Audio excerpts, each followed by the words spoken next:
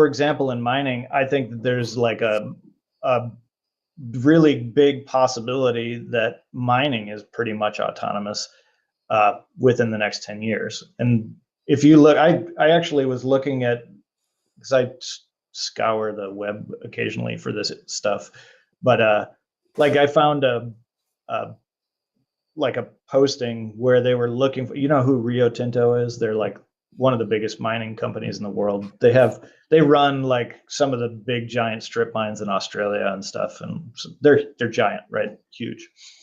And they have, so this is kind of a interesting little side.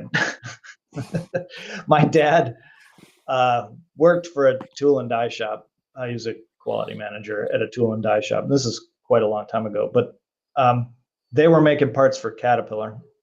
And one of his things that he showed me was he had a picture, because they made some part, right, for a dump truck that in Caterpillar's lineup, right?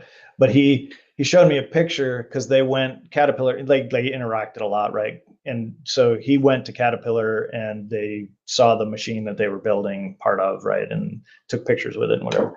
But this dump truck, like he stood next to the wheel and he didn't come to the top of the lower part of the rubber on the tire. You know what I mean? Wow. 40, you know how on like they had a front end loader, which is it's the truck you drive around that's got the scoop on the front, right? That's articulated in the middle.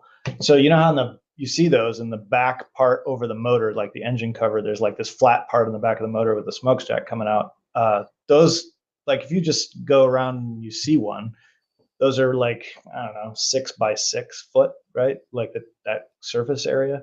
So the one that they were working on, 40 men could stand on.